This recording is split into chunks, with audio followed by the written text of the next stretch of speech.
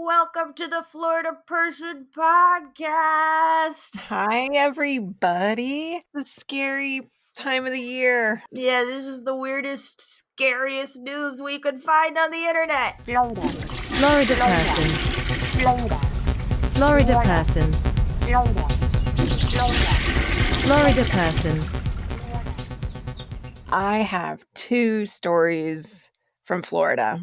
Oh my gosh, I have one story from Florida, but then the other story is snake news. So, all of mine is scary stuff anyway. Oh, gosh. Yeah, super scary. Oh my gosh. Well, I have one story. This is from UPI. I didn't do a UPI story last week, Oh so I yeah, we decided were to do another missing one. Ben Hooper. Yeah, Ben Hooper, of course. This is a Ben Hooper story. Oh, October good. 27th, 2022. Does this make him Ben Spooker? Ooh, I guess It was a so. reach. It was a reach, but I That's tried. It is what it is. This is alligators chomp pumpkins at Florida theme park. It's a Gatorland story. Yes, it is. Yeah, I know It my Florida is. theme parks. Yeah, this is the Gatorland theme park and wildlife preserve in Florida shared video of its alligators getting into the Halloween spirit by chomping down on pumpkins. Gatorland, located in Orlando, posted videos to Instagram showing its resident alligators using their powerful jaws to bite through pumpkins. And so it's got these alligators and they are like eating these, got like music playing. They're just like laying around. They like give them a pumpkin and they chomp down on the pumpkin. It looks like the pumpkins have been all the pumpkin stuff taken out of them. Oh, so they're They're carved. they're That's the word. hollow. They're carved. Oh, do they have They're carved. faces in them? Are Yes. they Yeah. jack-o'-lanterns? They have faces in them. I wonder what it's like. I wonder if they put something like a fish or like a piece of chicken or something inside of there, because I just gotta wonder how a gator knows to chomp on a pumpkin, just because Yeah. that's not naturally, I feel like something they would be like, oh, a pumpkin. Oh my god. Yeah, because there's some video on here. There's a pumpkin, his mouth is like wide open and they like throw it and he catches it with his mouth and it's just like it goes in his mouth and he chomps down. So happy to get that the pumpkin. He's just Maybe they've just like been ready. doing this for so long that they're like, yeah, it's pumpkin chomp time. Yeah, they're just chomping away. And they're Which like is cute. laying in the grass with pumpkins, just Aw. and it says the park shared a video showing other animals, including capybaras, birds, and wildcats, snacking on pumpkins. And this one has like it's like the Halloween theme. Yeah, it's like a remix. And it's got like Club Gator pumpkin. yeah, but these are the other animals. So it's like bobcats like rolling around on the pumpkins. The capybaras are like playing with them. Aw. Pretty I know cute. that hippos like pumpkins, because there was something shared by the LA Zoo that was them throwing the pumpkins to the hippos, and the hippos are like, "Oh yeah," and they eat the whole thing, and they were not carved; they were just really into like a full pumpkin. These are carved. It says Gatorland officials say pumpkins provide enrichment as well as snacks for the animals. I wonder Enrichment. what the pumpkin looks like to them, because I know we all have like different vision abilities as different animals. So I Oh wonder what a yeah, pumpkin looks like. it might just be like just a brown looking thing, not like Like, this is bright. just some blob that somebody's tossing at me, but like, yeah, Yeah. yeah, baby. Yeah, because they look like they're really into it. Oh, I'm glad. Well, I'm glad that's like Yeah. a fun thing for them to do. Yeah, so that's, I guess, an activity if you are in the Orlando area around Oh, Halloween. You Well, can I go get it. see Yeah, I these totally get it. I would pumpkins. definitely go see some reptiles snacking on pumpkins. I get it. I get it more because I'm also attracted to gourds, and like when I was at the grocery store the other day, they had like assorted bags of gourds, and I was like, oh, do I need this bag of gourds? Gourds. It's Do I need this for my apartment? And it's like, well, why? What would I be doing with that? with all of these gourds. But Gosh, I like them. They're all like, warty, and they're round, and some of them oh, got I like, don't know if I want to eat the ones that are like looking oh, like I don't that. think, I mean just decorative Are ones. they I'm are they just attracted to oh decorative gourds. oh I'm like, check this out. If I had a porch, like if I lived in a house and not an apartment, and my apartment, I have no outdoor space in my apartment. It is yeah, just an enclosed room. yeah. But if I had a porch, it would be covered in gourds this time of the year. It'd be gourds and pumpkins and those fancy pumpkins. I know you've seen them, the Oh fancy yeah. looking ones. Oh yeah. They're Yeah. that's got to take a lot of love to make pumpkins look so fancy. But I love it. And I love that somebody's out there loving on these pumpkins, including the Gators. Yeah, Yeah. they're Yeah. ready for them. They look very happy, pleased Oh. gators. Well, we're pleased that they're pleased. And so, speaking of reptile stories, I've got another reptile to talk about in snake news this week. Snake You news. know Watch it. out. Snake Watch news. out. So we're moving from gators chomping pumpkins to snake news. This is the spooky episode this week. It's all Is it a snake that's spookalicious. hiding? Is it like a hiding snake? Worse, it's an escaped one. Oh no. And worse than that, it's an escaped king cobra. What? But don't worry, he's a good guy. Don't Okay. worry. Don't worry. Okay. So this is from USA Today, but I guess it was first published by the Associated Press and then passed through USA Today. I don't know. They're Okay. giving credit, so I'll give credit. Okay. The title is Houdini. That's the name of the snake. The All right. escaped king cobra returns to Swedish zoo enclosure on his own. Oh, well, And like, thank Houdini, God, like you because a don't king cobra is not a snake you want on the loose. Houdini. How can of course he's gonna escape. I feel like you need to reinforce that cage, guys. Yeah. I think Yeah, so it so. says Helsinki. A venomous 7-foot king cobra that escaped from its home in a Swedish zoo has returned back home by itself, bringing a happy ending to over a week-long disappearance saga. Oh my gosh. Houdini, as we have named him, has crawled back into his terrarium. CEO Jonas Wallström of the Sandsken Aquarium told the Swedish public broadcaster SVT on Sunday. The deadly snake, whose official name is Sir Vass, which I guess in Swedish Vass is hiss, so it's like Sir Hiss, Oh, haha, which cute. I'm okay with. Like I'm okay with that's that like being the name. yeah, like in Robin Hood, like the Disney Robin Hood. Sir Hiss. Sir Hiss. Cute. Escaped on October 22nd, that's how you say it in English. Oh, okay.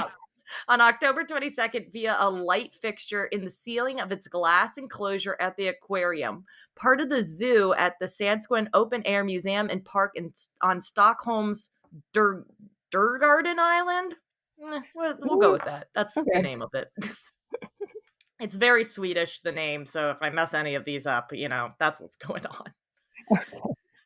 As a result of an extensive search with X-ray machines, Houdini was located earlier this week in a confined space near the terrarium in the insulation between the two walls. That is so terrifying because this is a Oh very my poisonous gosh. snake.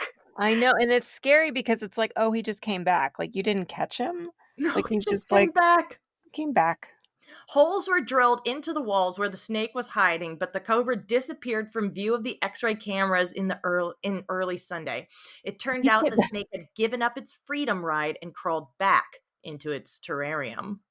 Oh my gosh. So he evaded like monitors and everything, He cameras. evaded it. it was too stressful for Houdini with all the holes in the wall, so he wanted to go home again, they said. Aw. He's just a little homebody. It's just a little homebody. The problem is this homebody is a 7-foot long, extremely venomous snake. Like, I mean, it's Aw. a king cobra. It's one of the most venomous, deadly snakes in the world. And he's just like, oh, I was just checking it out, guys. I was just going on a little stroll. I was just checking it out. So it says the zoo is home to about 200 exotic species, including fish, corals, crocodiles, turtles, lizard snakes, non-naked mole rats, marmosets, golden lion, tamarins, baboons, lemurs, spiders, and parrots, according to its website. The park said the snake wouldn't have survived the cold climate if it had gotten out of the building. King cobras can grow up to 18 feet long and mainly live in India, What? Indonesia, and the Philippines. They can grow up to 18 feet long? Oh, they are huge snakes. I mean, they I had are no idea. I thought they were like little snakes. Like no, I thought that they would get like not I mean like 6 feet or something. I didn't know they would no, get and they that get thick. long. Like these are thick boys. Like they are What? like thick, like your arm is thick. Oh my gosh. Whenever I think of cobras, I think of the short film, the animated one from 1975, narrated by Orson Welles with Nog and Nagaina and Ricky Tikki Tavi. Oh, I Ricky know Tikki Ricky Tikki Tavi. Tavi. I didn't know that there was a film. Yes, there is. It's so good. It's from 1975. And the animation is really cute. It's directed by Chuck Jones, who did all that Looney Tune stuff. And they got really good voice actors, including Orson Welles, who does the whole narration and gives it his all. And oh my God, these snakes get too big. Too big. So big, so Too dangerous. It's like big. that is such a danger noodle to have. Like, I feel like if you have a king cobra and you got, you have to have UVB and all that for reptiles when you have them in enclosures. You Ugh, better be like cocking the edges of that light. You better be yeah. so careful because I've been to many a zoo, walked up and just like put my face real close to the glass of a very poisonous snake because that's what you want to do. I can't have that snake just be in the walls. I can't be going to the bathroom at one of these places and like a snake is just like chilling there. Yeah. He's just on a break. He's just having a little cigarette break. And it's He's not the going snake's back. fault. It's not the snake's fault. They're probably naturally like, oh, should I maybe like squeeze myself into here? I haven't done anything like that today, and it Oh seems like my a good god. idea. That's so crazy. Oh my gosh. Their main diet is other snakes. Yeah. Yeah, there's a YouTube channel that I watch and it's this guy in Florida that like has a bunch of snakes and alligators and it's a bunch of like rescues from, dummies who have, gotten a big snake they couldn't take care of and then so he Oh has yeah. like a place in Miami that's like a sanctuary for all these animals and he's got Oh. this giant king cobra that was like surrendered and the whole thing is like him talking about how he's making this like cage like impenetrable so like he's like there's Oh no my way the snake can gosh. get out but when he feeds the snake it's the other Burmese pythons that he's caught in the Everglades like the invaders and he Oh. just feeds the snake like another steak and it is fascinating to watch. Oh my gosh. Yeah, Well, they're so really beautiful snakes. I mean, they're scary, but they're very beautiful. oh, Like yeah. I mean, that's why, like, I definitely want to go see one. I just don't want there to, I'm looking at this beautiful, deadly snake, and it's like, oh, let me, let me come around the glass now. it's like, let me give you a little kiss. Yeah, don't do that. Don't do like what is it in the first Harry Potter movie where the glass disappears? Oh gosh. I don't need that. I want to Oh my. look I'm fascinated by snakes, but I definitely don't need one that is that incredibly dangerous like just out and about like Just in when your especially yeah. if I don't know about it. I can't stumble upon one of these. I don't have very good health insurance, Yeah. And you know. they're just like, "Oh, he just came back." It's like, And "Oh, that's he from came a back." few days. So he escaped on the 22nd. This article is from today. What? What? So he only came back like yesterday. He's been out and about for a week. Oh my gosh. That's too long. At that point, you need to be like, look, man, I don't know. Maybe we need to like, maybe this needs to be like a manhunt, or like we need to get helicopters out with like infrared Jeez. and look for this 7-foot long snake. I feel like 7 feet long. You can find, if they can find like a person hiding with infrared, I feel like Yeah. you can find this giant snake. Is it because he's like cold and do they have Oh, I don't know. any sort Maybe. of heat signature that shows I don't up? know. Oof. Good Snake question. hunters. That is true. Snake Maybe they couldn't find hunters. that because his body temp or something. Snake hunters are needed. Yeah, snake hunters. Get the guys from Snake City on it. They're great on Nat Geo. Really? I love Snake City. They're just catching like super dangerous snakes around Durban, and it is also another fascinating thing because somebody's just like, yeah, I'm calling you about this snake. I just saw this snake in my kitchen, and I saw your ad. So if you can Oh come get the my. snake, and then they pull out like a black mamba out from underneath somebody's kitchen cabinet, like an Oh 18-foot black no. mamba, and you're just Oh like, ah. no. Oh my gosh. I wouldn't be able to make a phone call. I'd just pass out. I think I would just leave. I think I would leave. I would get on a plane and I would never come back. And I would never step foot in that house again. That's just too terrifying. Gosh. I mean, I'd know about any giant snake in my house because 100% it would be like halfway through eating Scooter by the time I found it. Oh, but Scooter would survive. He'd just be hanging out of the mouth, just like, Well, Mom, he'd be doing that thing where he tries to Mom, get me attention because like he doesn't have Mom. a refill of his kibbles, where he's just like, meow, meow, meow, meow.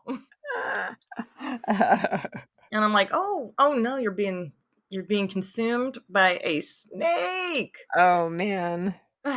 All right, that's enough snake talk. That's Snake because I could go all day.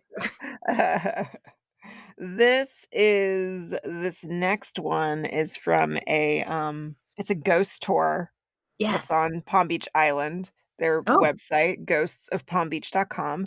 It's the 5 most haunted locations on the island of Palm Beach. Oh wow! I never associated Palm Beach with being haunted, but Of let's course. go. Palm Beach is Florida's premier ghost city, unique for its multitude of transient spirits. Many of these are commuter or snowbird ghosts. Wah, wah, wah, wah. They flock to Palm Beach to escape the cold winter up north, then migrate back up north. All right, let's get to the point of this. According to Ghosts of Palm Beach, these are the 5 most haunted places on the island of Palm Beach. Number 1, the Henry Flaglers of Whitehall, the Flagler Museum. Henry Flagler, the founder of Palm Beach, built Whitehall, a 55-room mansion, as a wedding gift for his wife, Mary Lily Keenan, to serve as a winter residence and as a wedding gift. They moved in on February 6, 1902, and have never left.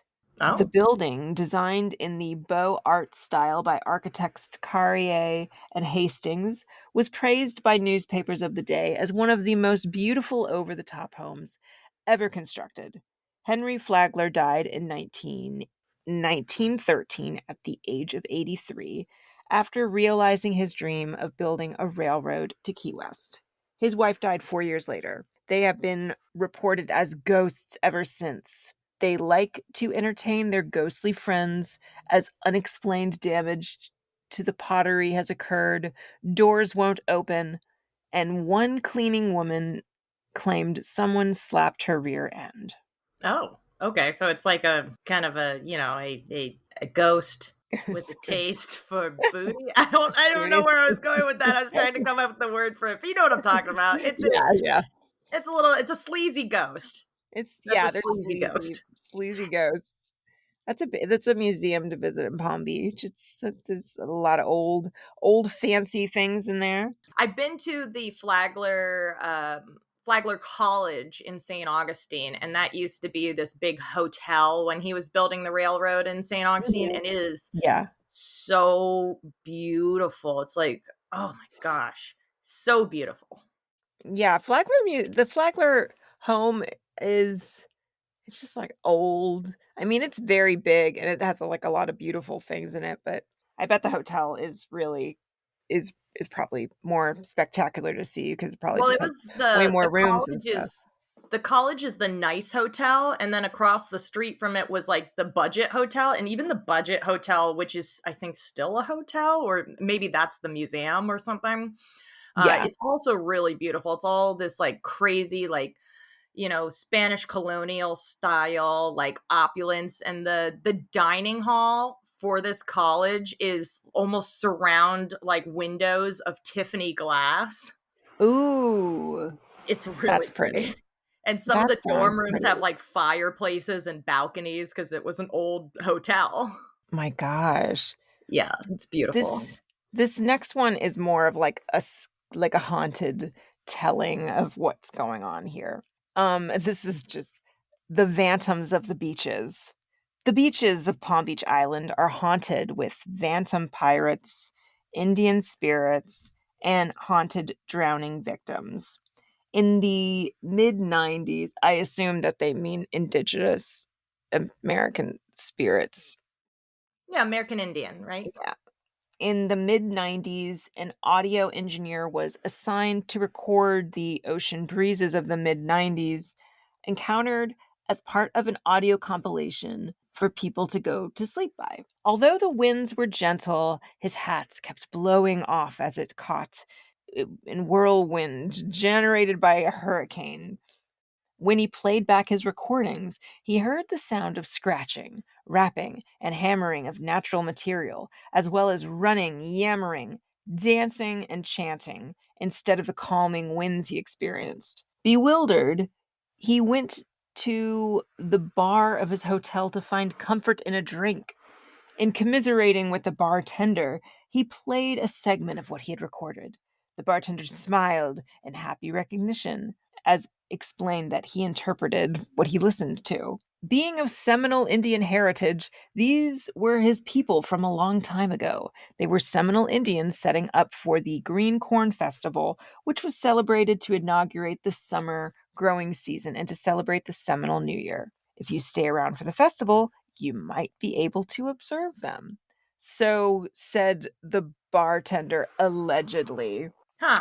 I've never seen any ghosts on the beach or anything. I've seen turtles. You have the turtles who go, they're kind of ghostly turtles coming to lay their ghostly eggs and in turtle holes, Oh turtle yeah, nests. and they don't like yeah. That's there's so many of them.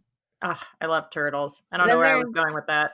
there's what is it? There's animal spirits also on Palm Beach. 14 Via Meisner, which is Addison Meisner, who was an architect of Worth Avenue. His favorite pet, Johnny Brown, a monkey, and his dog, a Scottish Terrier named Laddie.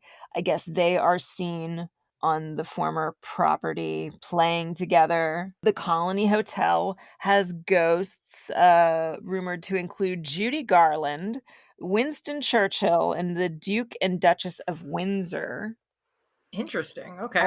And then finally, there's the poltergeist of Gucci at 150 Worth Avenue, Palm Beach. Oh, okay. And on February 15th, 2015, our guide, Evan Cohen, reported last night an employee of the Island Company, formerly at Gucci, spoke to my guests to confirm the story of the poltergeist. He also showed my guests how a small clear bottle sometimes floats off the shelf and floats in the air by itself until it drops to the ground.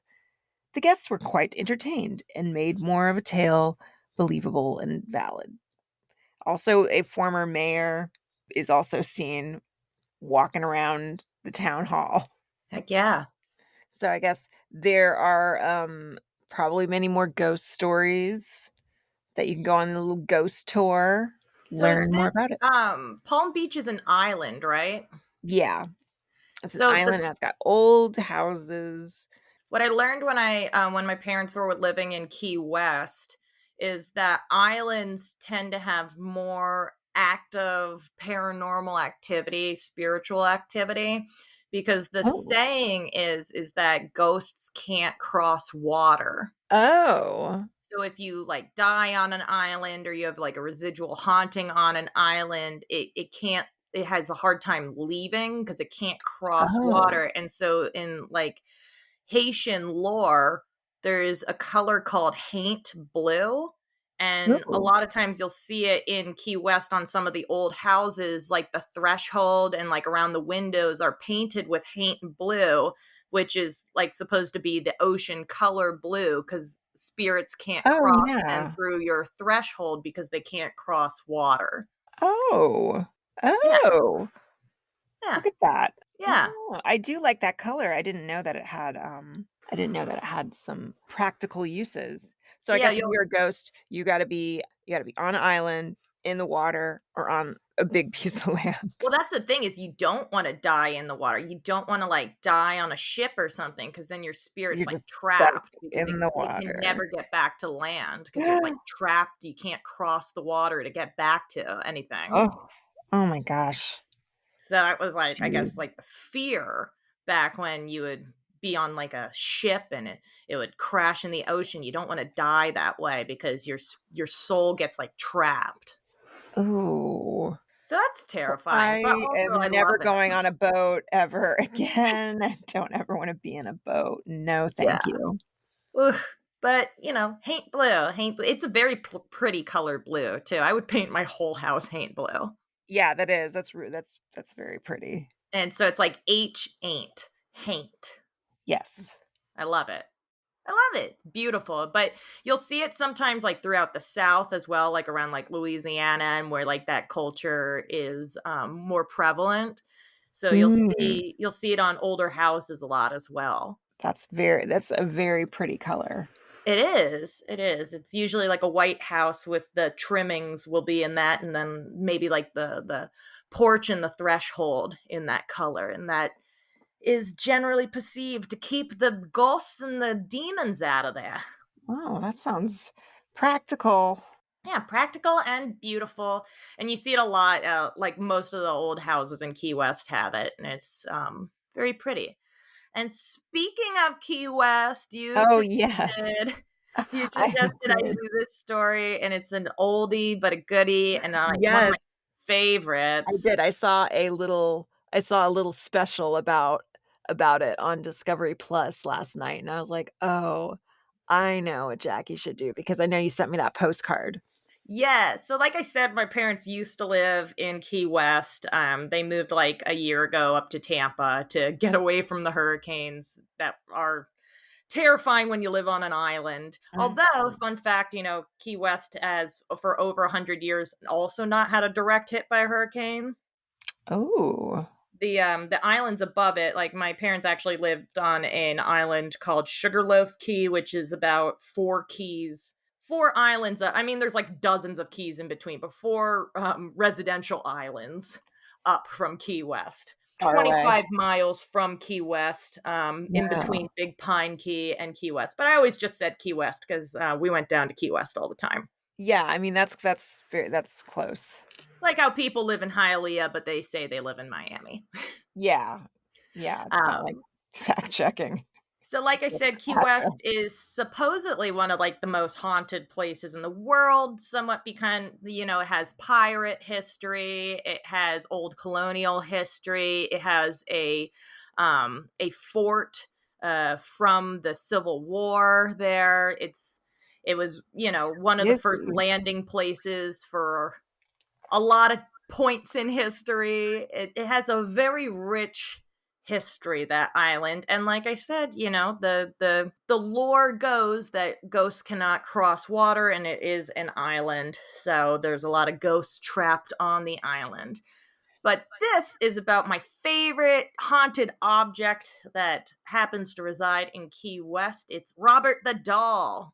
Robert. Oh my gosh. And I Little like full guy. disclosure, you're right. I used to make my parents take me to go see Robert the Doll every time I was back in town because this was back when I was living in Chicago, and then when I was like now living in LA, coming back to Florida to visit them, I'd be like, we got to go visit Robert. And Robert has this thing where you have to ask him permission to take a picture of him, curse you. It's like you have to I saw in the show last night, they're like the rules. It's like you have to greet Robert. You have to ask him if you want a picture. You have to say goodbye to him. And And I'm like a huge weirdo, so I would go up and like greet Robert and like talk to him and like ask yeah, him how his year was going why and not?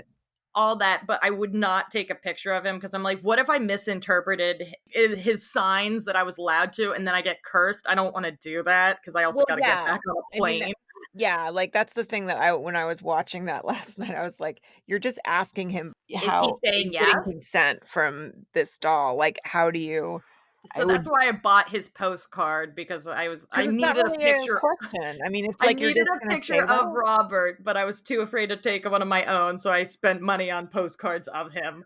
Well, yeah, and then, like, anything that would ever happen bad, like, if you did take a picture, I would just I be know, like, I would always Robert, think it was and Robert, and I would Robert also the feel doll. so bad because I love ghosts and cursed objects and all, and I would hate for him to hate me. Yeah, that would be oh gosh. That would break my heart if I was like, "Oh, Robert hates me?" No, please don't. So this is coming from Atlas Obscura, and this is a piece that they did on Robert last year, October 25th, 2021, by Andy Wright. And it's the story behind the world's most terrifying haunted doll. Robert the Doll is Key West's most cursed object. Ooh. And so I'm just going to go over this whole thing. I think it does a really nice job of telling the story. And there's a really good lore episode on this too. Yeah, he does a great job, Aaron Mankey, on also talking about this. If you need more info. So it says, here is something that most people would agree is true about Robert the Doll. He's terrifying. That's not true. I think he's He amazing. looks kinda cute, he's like got a little soft body and I mean, he's a a little little terrifying, but little like, I love monkey, it. looks I would kinda like definitely a have it little in my house. looks like kinda little monkey, like, little face looking thing. Yeah. A little boy in a sailor suit. His careworn face is only vaguely human. His nub of a nose looks like a pair of pinholes. He is covered in brown nicks like scars. His eyes Mm. are beady and black. He wears a malevolent smirk. Clasped in his lap, he's holding his own toy, a dog with a garnish, popping eyes and two big tongue lolling crazily out of its mouth. It's a little Jeez. harsh. Jeez. Jeez. A little harsh. Oh. Here are some other things that people also agree is true about Robert: that he's haunted and that he has caused car accidents, broken bones, job loss, divorce, and a cornucopia of other misfortunes. Oh, So, man, he's busy. He's really busy from behind that little glass. he's busy. He's a busy guy. He's a busy guy. Robert, now a 117, now 118-year-old, lives at the Fort East Martello Museum, which is a very cool. It's one of the couple of forts that is there. This is a Spanish fort, and it's awesome. It's also like covered in iguanas. Oh my god, I So love many iguanas when you oh, walk. that's the best part about being in South Florida is seeing these iguanas on the side of the street. So Robert is now 118 years old and lives at the Fort East Martello Museum in Key West, Florida, in a new display case, which was recently donated by someone who is a fan of Robert's. It was me, guys. It was me. It wasn't me, but if I had more money, I would definitely donate to things like that. Ooh, he's got fans. He's got fans. I'm one of them. But the comfortable new digs, complete with humidity control and UV filtering glass to preserve the artifact, do not seem to Nice. have reformed Robert. The museum still gets regular reports of evils attributed to the doll. Jeez. Before Robert came to the museum in 1994, he was the property of Robert Eugene Otto, an eccentric artist and member of a prominent Key West family. Yes, the doll and the owner had the same name, but the boy answered to Gene. Robert was a he did. I know, Robert I was saw that in the show last night. He's like, "I'm Gene, he's Robert." Robert was a childhood birthday gift from Otto's grandfather, who brought the doll during a trip to Germany. Otto's relationship with the doll continued into adulthood. What people really remember is what they would have probably termed as an unhealthy relationship with the doll. He brought it everywhere. He talked about it in first person as if it weren't a doll, he was Robert.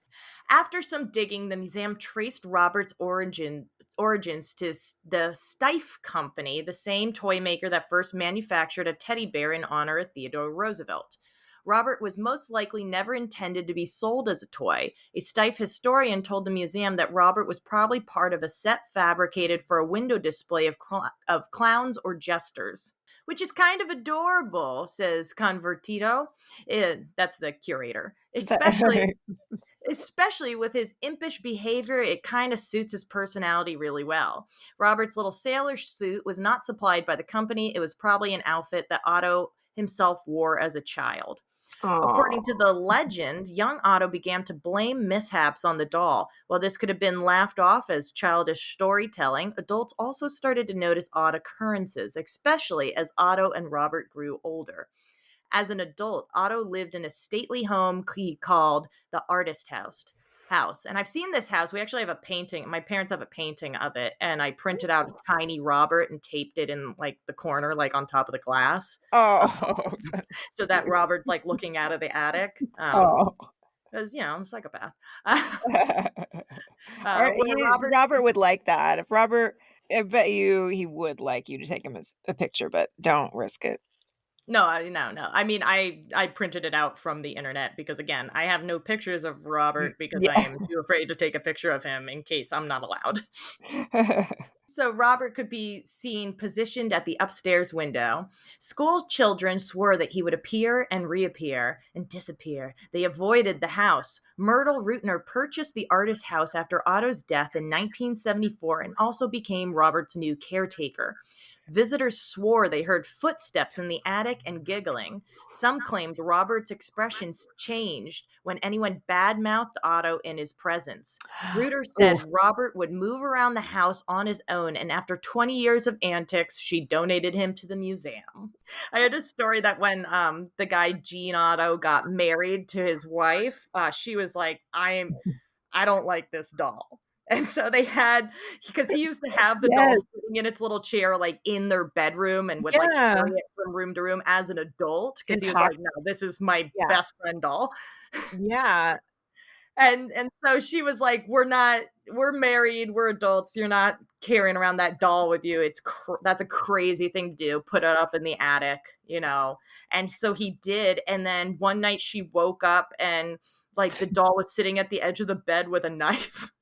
Oh man. But I don't know if that's like fabricated, but I've heard it told on several ghost tours that I've been on in Key West. So, to each their own. To I eat, don't yeah. believe Robert would do that. I don't think it's like I know that his wife was a singer for a while. Yeah, And they were so it's artists because yeah. Otto was a painter too, So it's which like, I guess it's more tolerant of this thing with Robert. If I had a doll show up with a knife, I would say, "I'm sorry." Robert wouldn't do that. Robert was he was like cutting, he was like making a soup and he just was checking on them. So it's like misinterpreted, I'm sure. He's too cute. He got that little sailor suit on. Adorable. So it goes on, but far from banishing Robert to obscurity, his arrival at the museum marked a turning point for the doll. Since Robert arrived, visitors have flocked to the museum, like me, to get a look at the mischievous toy. He has appeared on TV shows. He has had his Aurora photographed. He is a stop on a ghost tour, been on that ghost tour, and he's inspired a horror movie. I Ooh, bet it's Chucky. They never it's say it's Chucky, but it's Chucky, right? oh, it's actually it's like about him, but it's the doll doesn't look like him. I know there's like a Robert the Doll movie, but I think Yeah. like, he inspired the character Chucky. Ah, ooh. He has a That makes Wikipedia sense. entry and a social media account. Fans can buy Robert replicas. I almost bought a Robert replica the last time I was there. It's like a small Robert doll, but it Oh is my gosh, pretty that's expensive. oh But I jeez. might have to get it. I might Oh have to. I don't jeez. know. Oh Uh, jeez. Books, coasters, and T-shirts. I have a Robert T-shirt. This is just my fan account at this point. Yeah, just And the most adventurous thing you can do is a volunteer to be locked in with Robert after dark. Oh Which is, I don't boy. know how you do that. I was on the ghost tour and they take you in after dark. I don't know if they just mean that. I would totally sleep in the room with Robert. I don't care. I want to Yeah, see him move. have like a little tea party. Yeah, I want to see him like appear and reappear and do, you know, if I get stabbed, I get stabbed. I'm okay with it. Some things you got to do, you know? Don't be like weird with him though. Don't be Oh, like I'm never, too I'm much never of a like, fan. Don't like fan out with. I mean, this is the only thing I really fan out about. Like, you know, celebrities come into the theater all the time I work at, and I never get like really too fanned out. But if Robert got like walked up and was like, "Wah, ah," you know, With his little doggy. I'd lose my mind. That's what I do. And Jeez, people he's so can creepy and looking. do write to him. He probably gets 1 to 3 letters every day, but they aren't typical fan letters. They're often apologies. Many visitors many visitors attribute post-visit misfortunes to failing to respect Robert or even openly disrespecting him, and they write begging for forgiveness. Others ask him for advice or to hex those who have wronged them. I might do that. They say they have received more than 1,000 letters, which they keep and catalog. Robert also receives emails and homages. At some point, it became known that Robert had a sweet tooth, so people leave and send him candy. Once he received a box containing 8 bags of peppermints, a card, and no return address. Exercising Oh. caution, the museum staff does not consume treats sent to Robert. Yeah, I don't think so. Send money and occasionally joints. I mean, it is Key West, so. I like how they email Robert, like Yeah, hey, Robert, what's going on? So Robert's caretaker, once a year, she administers a checkup, taking him out of the case and weighing him to assess whether the humid Florida weather has adversely affected his straw-filled body. She also is his proxy, receiving and reading all his emails and letters and running his social media feeds. Several years ago, she photographed Robert's knobby face onto the now famous picture of Kim Kardashian popping a bottle of champagne into a glass bounced on her behind. It was in what? order to attract attention to a campaign that would score the museum a grant if they garnered enough votes. Through the combined What? forces of Kardashian's and Robert's celebrity, the doll's social media reach, he has almost 9,000 Facebook likes. The museum won by a landslide. I feel like Robert might not have loved that, though. I don't think you would have. I think you need to apologize to whomever you are who did that. Don't do that. So, I mean, I've also heard he's been on like a ghost tour. Like they took him to a ghost paranormal conference out in the middle of the country, and the guy driving him had like a whole like box truck just for Robert to be in, and he was like, I don't I can't like stop for the night. Like it's an all the way through, and then I will show up to collect him. Okay. I love it. Yes, Robert, my man, Robert. my main number one man. So a lot of people think that maybe, I guess Jean had a nanny who is Haitian, and that some people say, oh, it was like a voodoo curse or something like that she put on the doll for like protecting Jean. There's a lot Mhm. of conflicting reports. But Mm. I love it. I love it. Some say that Jean is haunting Robert, but Robert's been like haunted since Jean was, but maybe that's something he projected onto the object. You know, there's a Maybe lot going on Jean there. yeah, maybe they switched souls. Oh, maybe, yeah, maybe he's trapped inside there. Who knows? So like I Mhm. said, Robert, I love you. You're my favorite haunted doll. Please grant us good fortune for the rest of the year. I know you can do it. I know you're magic. So I hope you're listening listen to to this this podcast. podcast. I hope you're while you're checking your email Yeah, listen to and this opening podcast. your You're the main number one doll in our repertoire. So and we love you. we love So you. there you go. We got snakes and ghosts and haunted dolls and all kinds of good And stuff this week. And pumpkins. pumpkins. And don't ever forget those gators munching and crunching on those pumpkins. This Yeah, was Halloweeny. This was very Halloween episode. yeah, keeping it festive. Keeping it festive. I love it.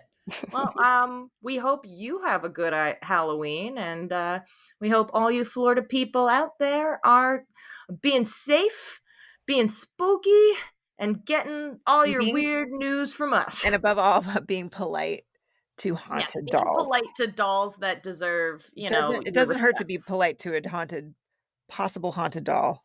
It isn't. It isn't. If you've wronged Robert, write him a letter, send him a quick email, and get that right. Get that right in the world. All right. Well, this has been the Florida Person Podcast. I've been Jackie Schwartz. I'm Meg Gallagher. Happy Halloween. Happy Halloween. Florida person. Florida person. Florida person.